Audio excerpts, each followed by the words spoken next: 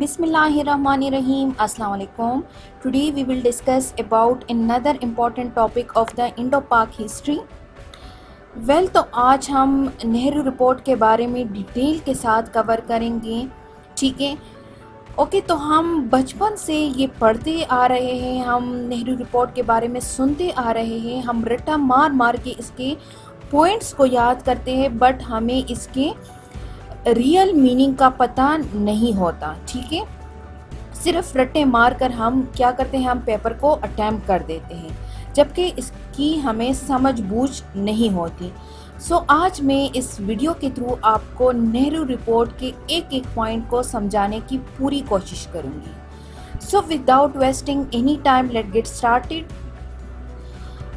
तो नेहरू रिपोर्ट जो था, it was a memorandum which was presented by Motilal Nehru. ठीक है. इसको मोतीलाल नेहरू ने प्रेजेंट किया हुआ था.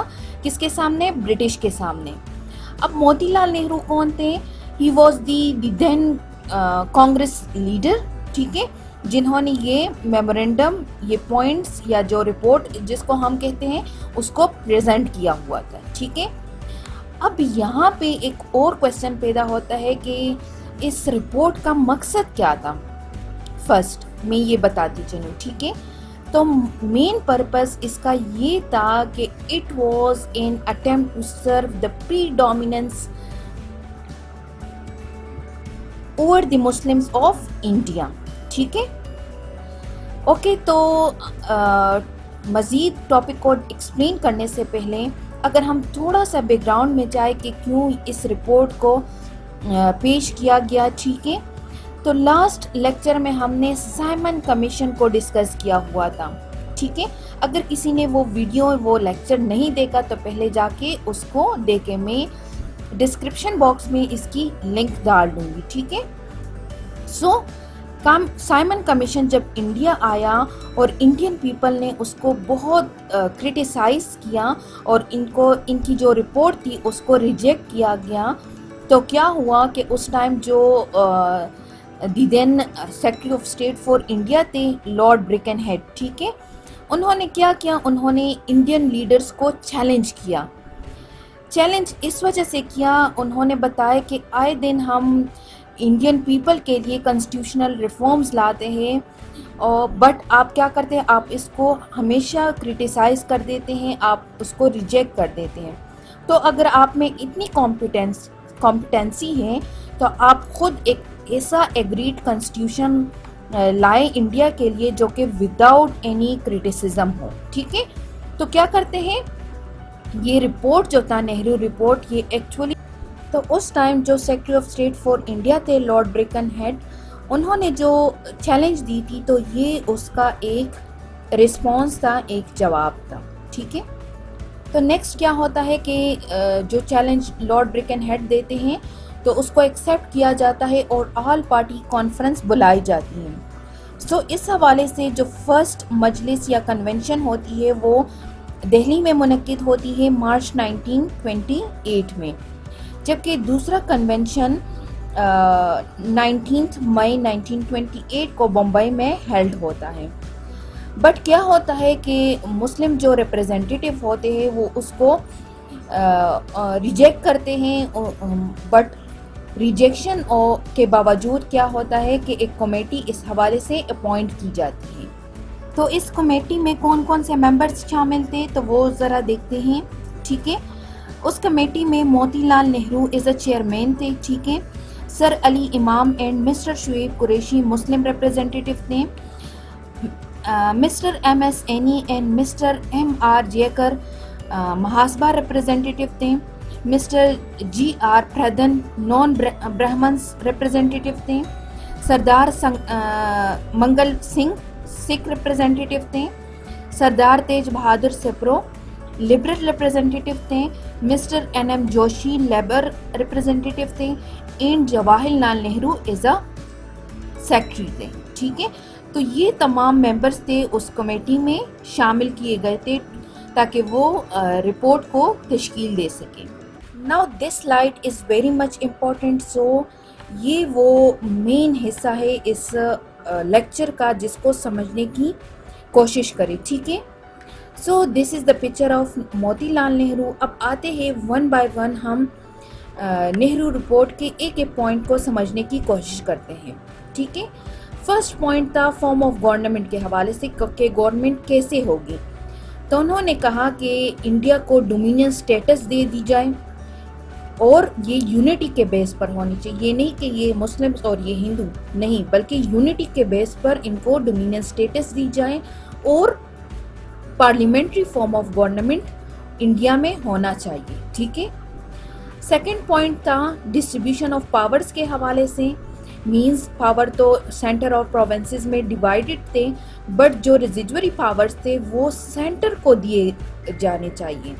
مینز کہ جو پروونسز تھے ان کو بہت کم پاورز دیے جائیں. اس کا مطلب یہ تھا. ٹھیک ہے. تھرڈ پوائنٹ تھا کہ سیپریٹ الیکٹوریٹ کی جو مسلمز بات کر رہے تھے، جو ڈیمانڈ کر رہے تھے، تو یہاں پہ اس رپورٹ میں کہا جاتا ہے کہ سیپریٹ الیکٹوریٹ نہیں بلکہ جوائنٹ الیکٹوریٹ انڈین پیپل کے لیے سوٹیبل ہوں گے. سو انہوں نے کیا کیا کہ سیپریٹ الیکٹوریٹ کو ریپلیس کر دیا گیا جوائنٹ الیکٹوریٹ کے ساتھ. اس کے علاوہ انہوں نے یہ بھی کہا کہ مائنورٹی کے لیے کوئی آبادی کے تناسب سے ریپریزنٹیشن نہیں دی جائیں گی. مینز ویٹیج نہیں دی جائے گی. نیکسٹ پوائنٹ تھا سینٹرل لیجسلیچر کے حوالے سے.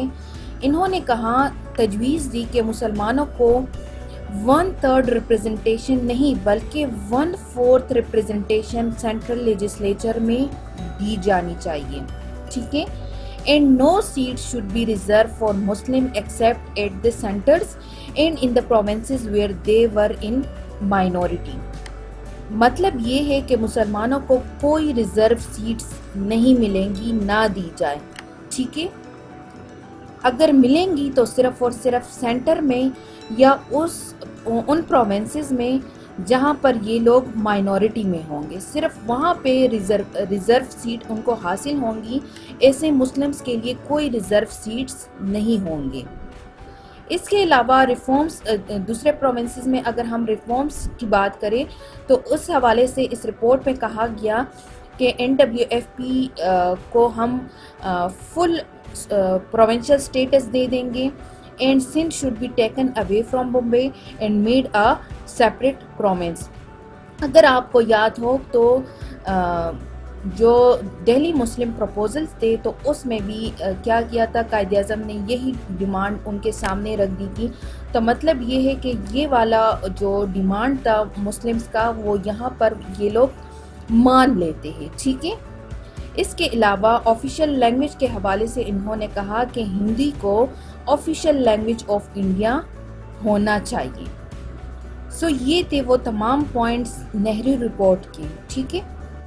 اکارڈنگلی نہرو رپورٹ جو تھا اگست 1928 کو پبلش ہو جاتا ہے. جب یہ رپورٹ پبلش ہو جاتا ہے تو یہ تمام جو مسلمز تھے، چاہے وہ کسی بھی گروپ سے تعلق رکھتے تھے، وہ اس کو ان ایکسیپٹیبل قرار دیتے ہیں، کیونکہ اس رپورٹ سے کلیئرلی اینٹی مسلم سینٹیمنٹس شو ہو رہے تھے. یا یہ کہہ لیں کہ اس رپورٹ سے یہ یوں لگ رہا تھا جیسے یہ مسلمز پر اپنا پری ڈومیننسی مینٹین رکھنا چاہتے ہیں. ٹھیک ہے.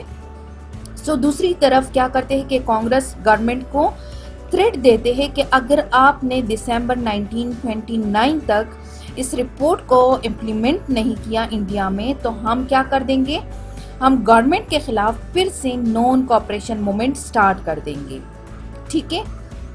So as I told you کہ یہ رپورٹ اگست 1928 کو پبلش ہو جاتا ہے. تو اس حوالے سے دسمبر 1928 میں کلکتہ میں اس حوالے سے ایک آل پارٹیز کنونشن منعقد کی جاتی ہے، جس میں کیا ہوتا ہے کہ جناح اس رپورٹ میں کچھ امینڈمنٹس تجویز کرتے ہیں، بٹ کیا ہوتا ہے کہ ہندوز یا کانگریس اس جو ان کے امینڈمنٹس تھے ان کو ریجیکٹ کر دیتے ہیں. اب قائد اعظم کے امینڈمنٹس ایسے تھے کہ ان کو ایڈ نہیں بلکہ اس رپورٹ میں ریپلیس کیے جا سکتے تھے، بٹ انہوں نے ایسا نہیں کیا. اور یہ بھی کہا جاتا ہے کہ اگر یہ لوگ ان امینڈمنٹس کو مان لیتے، ایکسیپٹ کر دیتے تو اس سے ہندو اور مسلم کے درمیان جو گلف بنی ہوئی تھی وہ ختم ہو سکتی تھی، بٹ اس طرح نہیں ہوا۔ کیا ہوا کہ ہندوز نے کیا کیا، ان کے امینڈمنٹس کو ریجیکٹ کر دیے، سو دوسری طرف مسلمس نے بھی رپورٹ کو کیا کیا، ریجیکٹ کر دیا۔ So this was all about the Nehru report. Next video میں آپ کو سمجھانے کی کوشش کروں گی کہ جناح کے وہ پروپوز امینڈمنٹس کون کون سے تھے، ٹھیک ہے، مینس کہ ہم نیکسٹ ویڈیو میں قائد اعظم کے 14 پوائنٹس کو ڈسکس کریں گے۔ So hope you guys will understand this, and if you like my video, do subscribe my channel and hit the bell icon. Thank you for watching my video. Allah Hafiz.